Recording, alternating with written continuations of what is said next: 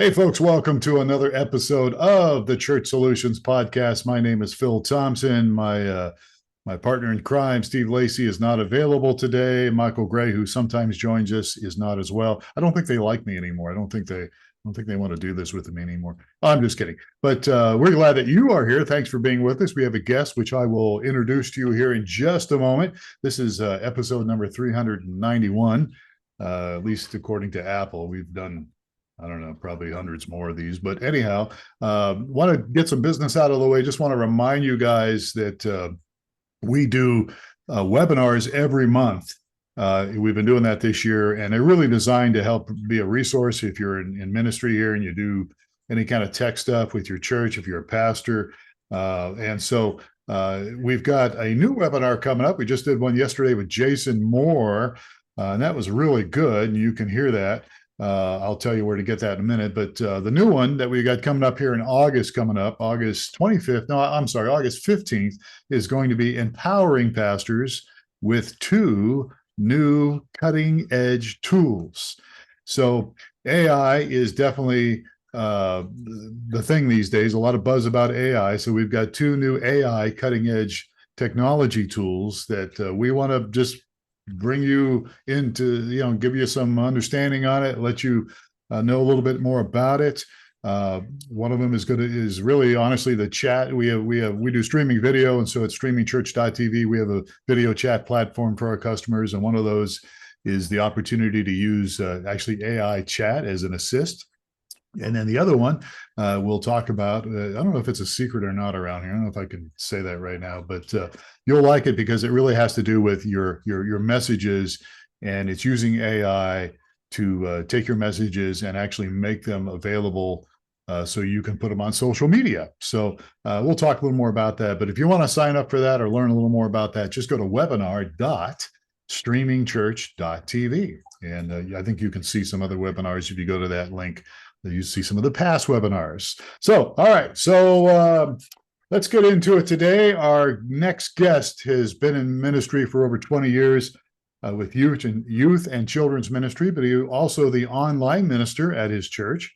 And him and his wife recently sold their home, and they have moved into an RV full time. My wife and I talked about doing that, and we think would probably kill each other. But enough of that. But now they travel. My guests, they travel around the country, and they help equip churches to minister more effectively with some free technological resources, technology resources, easy for you to say. So all of this, they actually do really at no cost for churches.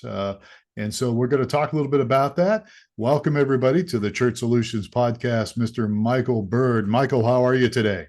Doing great, Phil. Thanks for having me on. I really appreciate it.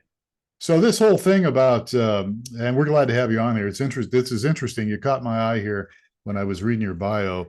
What in the world possessed you to do this, to sell everything? I don't know. Do you guys have kids? We do. We have a 18-year-old and a 20-year-old. So okay, all right. Very recently empty nesters. Yeah, all right. You look pretty young. I'm looking at you here on Zoom. You look pretty young. So you guys must have started early. All right. So you're empty nesters, and you've been in ministry for a long time, and all of a sudden you decide, let's just sell everything and go on the road and help churches. How did you come to this crazy notion? Yeah, well, it didn't happen that fast. I don't think Carrie, my wife, would have liked that. It was a much more long process. About 10 years ago, we started a nonprofit called Live Church Solutions. And Live Church Solutions was just built to be able to help churches. A lot of Acts 2:44, where it talks about every church had everything in common. And so we thought, let's do this. We know how to build websites. So we could make a WordPress website that would give free website to churches. And so we did that for several years. And we had at our peak of that, we had about 40 churches that, in fact, we bought their domain names. We had the server, we handled everything. And they were just simple WordPress sites, but there were churches that otherwise wouldn't have websites. And so that's what we were doing for them. And we were trying to make programs and technology solutions for churches. during this time, but I was full time. The other guys on board were also full time.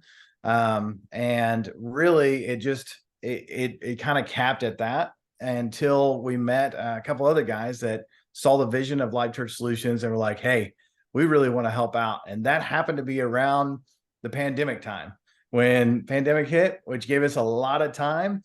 Everybody was home. And so we had a lot of time to really invest some time into the code. And that's when things really took off. And then we started to think, man, we got a lot of churches starting to use this. We actually have some resources that are not just WordPress now. They go way beyond WordPress. How are we going to get the word out about this? That's when we started thinking, maybe it's time. And we really felt like God was calling us. And then I thought, after the boys graduate, then 5 years, then we'll be on it. And then God just kept putting these things in place that it was incredible. So some of the money problems he took care of. And we wanted a curriculum to be able to give churches for free when we traveled. He took care of that. And it was just like he was saying, hey, guys, let's go. And so we followed his lead. Wow. So now Live Church Solutions, is that the actual website? It is livechurchsolutions.org or livecs.org. All right. All right. Livecs.org or livechurchsolutions.com. Okay. Or .org. I'm sorry. I've already messed it up. All right. So, so you get this thing, you get this calling to do this, and you start traveling. So how do people find out? So they find out through the website? I mean, are you doing stuff on social media? How do people find out about you? Yeah, really the traveling piece is something that we're doing to keep relevant so that we understand what churches are doing and how they're using it and how we can better make the programs. But before we even set off on the road, we already had about 100 churches that had signed up and started using. And then that just keeps growing. We have about 10 churches every day that are coming on board. And so as it grows, we want to make sure that we are understanding what the church needs. And so that's been a passion of both Carrie and I, is to help smaller churches. We started out in smaller churches, and we always thought, man, what a cool thing it would be to have someone come in and help for like 2 or 3 months, get everything set up the way that we need to. There's a lot of things in church that you can't do. You seem like you want to do them, but Sunday's coming and they just keep getting pushed off. What if we could be those people that would stay there during the week, knock those things out that aren't very fun sometimes, like setting up tech stuff or even cleaning out classrooms and things like that? What if we could be those people and help churches out in that way? And for some reason, we just love doing that. I think it's amazing when we're at a church and helping. It doesn't matter if we're cleaning the bathrooms or if we're setting up PTZ cameras so that they can better stream their services. I love it, and we both do. So that's why we're out on the road. We don't actually, most of the people that come to Live Church Solutions or lessons.church is our big site right now, which is where the free curriculum is. They're just all online. We actually advertise with Google AdWords. So we're able to draw a lot of people in that, and our organic search keeps getting up, and hopefully we'll become more and more as more people know about us. Please add us to your website and link to us. All right. So you threw out a couple more domains there. So lessons.church, was that the other one you just said? Lessons.church. And that's for that's for working with children and youth? That goes all the way from adults to children. So children to adults, the other way you want to look at it. What we do is we partner with organizations. Like one of the organizations we partner with is Ozark Christian College, and they make a ton of content. In fact, if you go to Right Now Media, you can see all their next level content. But that next level content is also available for free on lessons.church, because they're an organization that just wants to help the church. So they have professors that are teaching everything from biblical eldership to love to going to Israel and seeing all that stuff. Actually, it's 8 years. I figured it up the other 8 years worth of Sunday school lessons if you were running it from lessons.church. But that's one of the organizations we do for adults. And then we have our big organization that helps with children's is a church out of Conroe, Texas called the Ark. And they've been making their own curriculum for kids for about 10 years. They spend a lot of money on it. They have a whole staff that does it. They're a church of about 10,000. And we approached them and just said, we would like to give your curriculum to churches, just open source. And they were like, that's why we built it. We knew that God wanted us to give it to others. And so we're simply the distribution for that curriculum. Wow. So you guys are like a resource hub. Absolutely. Yeah. Wow. That's awesome. All right. So let's get back to the tech stuff. So, you're going to churches, people find you, you pull up to a church. What's one of the more common things that you're dealing with in the realm of tech, so to speak? Yeah. So tech and the auditorium, a lot of times it's cameras. Cameras, everybody started streaming. Some people maybe should stop streaming or make their stream better. Let's just be honest. And the people that are there, they know that, but they don't know how to make it any better. And they have a limited amount of volunteers. And so we target churches. I mean, our first church that we went to last year was a multi-site and had 6 campuses. And we put our curriculum in every one of their campuses. And so that the curriculum piece of it is huge because our curriculum goes all the way from scheduling to the TV. And so we handle that, and we cut ProPresenter out of children's classrooms and make it very, very professional using a Fire Stick. But so that's number one that we do. But then in the auditorium, it's usually a PTZ camera. Usually churches of about 75 that want to stream. We're loving the Huddle Cam. I don't know if you mess with that at all, but it's a face tracking. Yeah, we have a good friend with PTZ Optics. Yes.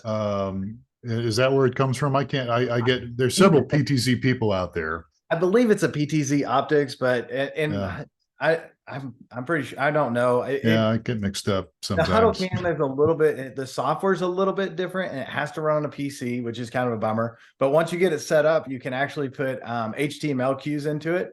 So you can set it up with ProPresenter. And so when the pastor comes up, you just have it go to auto tracking, then it auto tracks. Right.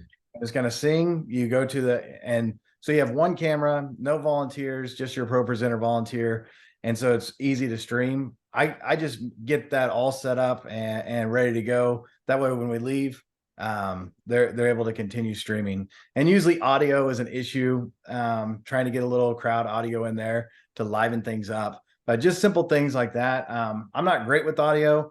I'm more cameras. I've always loved cameras. And so PTZs, I was actually streaming in 2007 from Grace Christian Church, which is now current a Christian church, but we were using, I think it was Mark Cuban's network to stream with back in the day. So that's kind of my wheelhouse. That's what I like to do. Yeah. So you like PTZ cameras. Now, obviously the church has to come up with the money for those. I mean, you're not gonna, you do this. I saw in your bio that you'll actually go and help these churches for no cost, but you're not going to say, yeah, here, let me show you all these PTZ cameras I'll do for you. I mean, they have to come up with some kind of a budget to do that. Right. So what if they don't have the budget? I mean, we just had a webinar a few months ago with PTZ Optics and Stephen Haywood. And so a lot of what you're talking about, I think, is amazing. I just remember when PTZs first came out many moons ago, they were herky-jerky and they had potential. And today it seems like now more than ever, they're just really a great asset for a church to use. But if a church doesn't have PTZ or doesn't have the budget for PTZ, what's your next second choice? Yeah. So usually there is some kind of camera that's there because they've been streaming. Usually it's way too far back and it's zoomed in too much. So trying to get the camera closer is a big thing. And then it's a software that they're using. So I go to OBS just because it's open source and it's free, and we can run a camera right into there. And what's great about OBS is, I mean, you can go everything from a $40 webcam and actually have a decent picture. Yeah. And so that when it comes to budget, trying to find the right budget is very hard. But a lot of times what I find too is I stay at the church. So if I go to a church, I'm there for about 2 months, and I really work with the staff and understand who is there. That's why we have an RV, so we can park right out there. Yeah. And you'd be amazed. You look around a church, there's a lot of things that, hey, this is worth quite a bit of money. If you sold this, then we could buy this, and then we'll have it there. Which is always, I mean, I've come from churches. That's what you have to do. You just find things, you make a little money, buy what you need, and move on. So I try to help as much as I can with the money. That hasn't been a problem so far. I find it, I think it's fascinating. And I like the fact that you don't just come in and blow out. I mean, if you're there for a while, I mean, do you stay usually for, I know you just said a month or so, but I mean, what's the average stay? I mean, you stay a day or two, or is it a week or two, or just depend on the church, I guess, huh? It kind of depends on the church, but if we're booking, we don't book anything that's under 2 months. So we want to be there at least 2 months.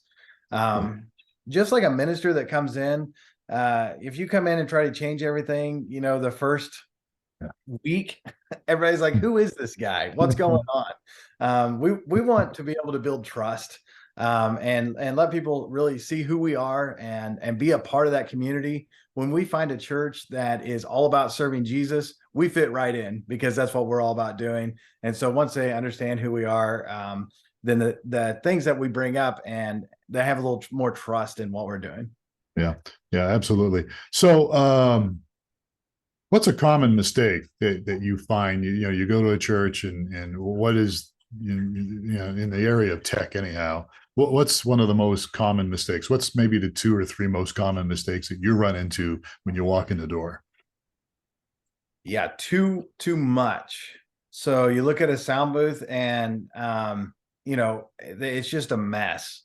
You've got VCRs. You could even have 8-track. I mean, it's crazy. It just stacks up. And so then you have a lot of noise, and you wonder why you have a lot of noise, because everything's plugged in.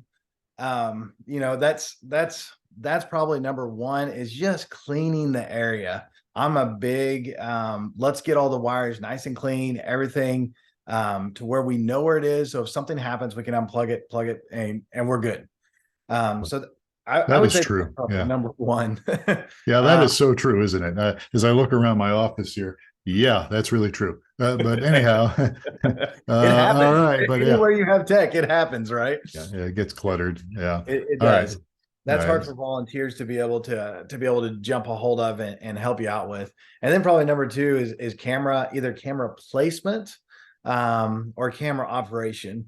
And the placement of cameras is usually they try to make it to where nobody will see the camera, which is sometimes can be good, but most of the time it's like way back, and now you're zoomed in, and your operator zooms a little bit, and it just looks bad. So really getting people to understand that, hey, our online community that you're serving this out to, they're people, and we need to make sure that they have a good shot. And not only do they need to see that you care about them, but the people in your service need to understand that you're broadcasting this to other people too. That's a great thing. We're called to make disciples. That's what we're doing. We're getting out to the whole world. So, yeah. And then you mentioned audio earlier.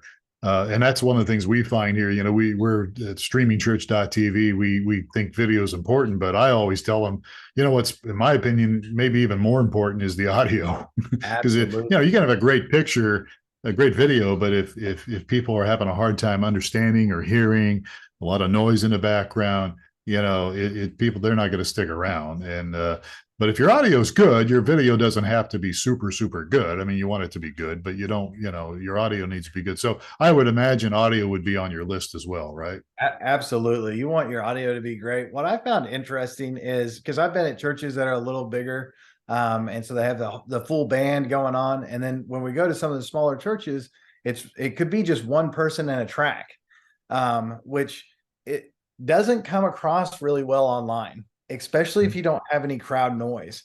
And right. So one thing that we've started doing is just getting mics and putting them up as far as we can and pointing down to the crowd. And I'm not a huge audio guy, so I call my audio friends and tell them, hey, which one would work for this and they tell me, I get them up there, and then, man, that makes a difference because your online audience can actually hear that people are there. And Yeah. it just sounds so much better. Yeah, I know. I can remember the last church I worked at, and I'm no longer on staff at a church. I did it for so long that when 2020 came and we got so busy here at the end of 2020, I resigned from the church I was with. I was their executive guy, but I was speaking quite a bit. And one of the things I noticed with the different microphones that we used at my church at the time was one that we used really did pick up a lot of the I want to call it the crowd, you know. And so when I would tell my stupid jokes, I would get some pretty good laughter, you know what I mean? And Yeah, it added to, when you listen to it later, it added to the experience, right? But sure. then I remember using a different mic and I would tell jokes and they would they wouldn't pick up. People would be laughing, at least a couple, but they wouldn't pick it up, you know? So it Right. sounded like I was just falling flat. I'm a frustrated stand-up comedian anyhow, but it sounded like I was falling flat, you know? And so there really is something about being able to pick up, and I'm using jokes here as an example, but even when you're speaking and depending on the style of church you're in, the amens or Hmm. the clapping or whatever it might be, those things really do add to the overall experience Yeah. of your message for people, not just there, but also people watching online. It just adds to the overall effect, I guess, Yeah. is what I would call it. So that's a good point. I remember our church, the other church I was with, we actually hung mics from the ceiling, and that to pick up that, I don't know, what do they call it, ambient sound? I don't know. I'm not Ambient a sound. sound. I think that Yeah, sounds right. Yep. yeah, I'm not a sound guy, but like you, but I was in radio for years, so everybody thought when I started working in churches, everybody thought, well, you used to be in a radio. Here, you can mix sound. It's like it doesn't work that way. Just like with streaming video, yeah, we do streaming video, but many times people think I'm a videographer. It's like no, I can tell you how to do it, but I'm not a videographer. So all right, Yep. good. So Yep. so those are very common things. So what do you see? So, the pandemic's over, I guess. I mean, Yep. people still, somebody the other day still got COVID-19, but as far as the actual pandemic, I think it's subsided now. Where do you see, you used to be church online guy, you were a minister online. Where do you see video and streaming video going from here now that not everybody's forced, so to speak, to use it like they did in 2020? Yeah. Yeah. I think, you're going to see different churches that were doing it really well, continue to do it really well. Some churches are not seeing anything coming back from it. They might drop it. And, I think it's a shame too, because I think that, what we're going to start to see is people want to see what's going on. They want a real experience. So a lot of the pandemic brought, hey, let's get all the video and let's grab the videographers and maybe let's add in the laughter and let's make this amazing experience and put it online. And I think those are going to fall flat. I think what people want to see is, if I go there on a Sunday morning, does it feel like it is online? And sometimes that means scaling back what you're doing, making your equipment good, but not over the top. And so I think those are the churches that are going to do really well, because ultimately, and I would have been a proponent for, let's do online church. Like, I'll go to online church every Sunday. It's going to be awesome. I can make community there. And it was about 2 months into the pandemic, I was like, nope, this doesn't work. Like, we need to be together. We need that interaction. I think churches that utilize their online stream to get people to come to their church, that's where we're going to see some really big wins, to bring them into community, to that real setting, and to where they're able to maybe come in and serve. And I tried as a minister, online minister, to get people to serve, to be on the host chat, to we can make volunteers here. It's extremely hard. It can be done. Yeah. And there are some churches out there doing it, but it's extremely hard. But I can bring somebody into a church and say, hey, I need a check-in person. I need somebody that's going to make sure the kids are safe back here. Can you be that guy? Yeah. And and that's, hey, I've got a purpose in the church. And so anyway, that's what I think. I think it needs to look real. I think that the churches that are going to succeed are going to make it feel like online what it is in person. Is that what you're seeing? Or Yeah, I think we're seeing that. I think also, and again, I mentioned the webinar we did yesterday with Jason Moore. Jason Moore has written a number of books. One of them is his recent one is Both and he talks about the hybrid worship experience. And I would subscribe to what he was saying, and that is, you can really create a hybrid experience where you can, make obviously a good experience for people there in person. But also, if you do certain things right, you can also make it a good experience for people watching online. And then I think the trend that I see with social media, and I think a number of us here do feel the same way, and that is the old thing about cut and paste. Well, here's our message. We streamed it. Here's the archive. Now we're going to put it online. We'll put it on social media. Whatever. That's going away. I mean, people are still doing it, but the attention span for people in social media is they don't want to sit for a half hour or 45 minutes or an hour. What might be more effective would be to take video clips of your messages and put those online, put those on Twitter, put those on Instagram and Facebook, and now I guess Threads is out there.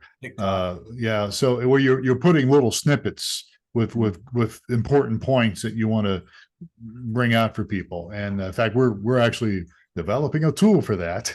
Awesome. And so, but I think that those kind of, that's the trend I see. And I think you need to keep streaming online. I think it's important to keep going. And I think that, like you said, the ultimate experience is being there in the facility with the people. In my opinion, church is all about relationships. Christianity, in my opinion, is all about relationships. It's about connecting with God and connecting with each other. And so online is great. I think it's a great tool. And you can do some connecting online too. I really see that it's very valuable. You can connect online with people and form relationships. But I think, if you can find yourself a community of believers that, is a good fit for you, where you're going to grow spiritually and you can add something to what their mission is, I think that's a good thing. And I think streaming video can bring that in. I think it creates windows for people that are looking into your church. What's this church all about? Is this a place for my family? Is this a place where I can find some answers? Is this a place I can contribute and be a part of, find purpose and direction? I think streaming video, whether it's live or archives of some type or little snippets, can create opportunities for people to look in and see, hey, what's this? What is this all about? And would this be a good fit for my life? So that's my take on it. But anyhow, so all right, so we're running out of time here. What do you got going on? So you're going to be you're going to hit the road here again pretty soon, right? Yes, we are. We're heading out, and we'll be in Tennessee, and then from Tennessee we're going to Mississippi. From Mississippi to Florida. Oh wow, yeah. So you're going to be coming out here to the Southwest, Tucson? In that Absolutely, we would love to. I just looked over to Carrie like, yeah, we want to be there, but not in the summer. We're in an RV, so we have to keep it in the winter. Oh, come on now. All right. So give me some websites again. I didn't write these down in my notes. So how can people get a hold of you and find out more about you guys? Sure. So I would tell everybody first, just go to lessons.church. And if you go to lessons.church, you make an account, it'll make an account across every one of our platforms. So we're really for the church leader. If you're wanting to go to lessons.church and just want to look at content, it's all there to look at. And there's you don't have to sign up for anything. The reason you sign up is if you're a church leader, you want to schedule classes, get it onto the TV. And so on that site is my number. You click the little question mark. That's my number, my email. You call me. And what Carrie and I say is, ministry is complicated. We try our best to make it a lot easier. And so Sunday morning, if you have a problem, you call me and I will answer the phone and we'll be able to work through whatever problem you're having. If you want us to come to your church, just get a hold of us and we'll put you on the schedule. Right now we're out to March, but we're continuing to book. And so we would love to come see your church. But before we get there, check out our stuff. Make sure that, this is something that you would like. Lessons.church really is, it's saving churches tons of money. because curriculum, a lot of people think curriculum in the church is free, and it is far from free. And so Lessons.Church is bent on this idea that we're able to take churches that are already producing great curriculum and make it easier and better for other churches to use it 100% free. And so take advantage of it. We save the church, the average church we go to, we're saving them about $2,500 a year. And so, and that can go up with the more services that we use. We cover a big gamut. So we have a church management software that's in there. We have a giving application. We have a lot of stuff, and it's all done by world-class coders, and they are incredible. Once you get into it, you'll be like, how in the world is this free? It's not free. It's because there's a bunch of donors out there that love the church. There's churches out there that are giving to Live Church Solutions to be able to help us do what we do. Carrie and I are actually volunteers for Live Church Solutions, and we just love doing what we're doing. But if your church wants to give to Live Church Solutions, contact us too. All right. Sounds good. All right. Micheal Byrd has been our guest today on the Church Solutions podcast. I'm excited. We need to have you on again. And I need to keep track of what you're doing. It sounds interesting. My wife and I have talked about getting an RV, but like I said earlier, it's like, we probably won't. Probably won't work out too well. It's good times. Well, I'm sure it's a great opportunity to grow spiritually. But anyhow, I'm being funny here. All right, great. Well, look, Micheal, thank you so much for your time. We sure appreciate what you guys are doing. All right. Thank you, Phil. All right. And thank you, folks, for either watching or listening to the Church Solutions podcast. We appreciate it. Be sure and subscribe to the Church Solutions podcast when you can, and give us a rating if you want to do that. And be sure and check out our website. We got blogs and everything else. Kind of like Micheal, we also want to be a resource for your church. And so if you went to streamingchurch.tv and you click on resources, you'll see where you can get our blog.streamingchurch.tv, as well as the podcast, as well as the webinars that we've got coming up.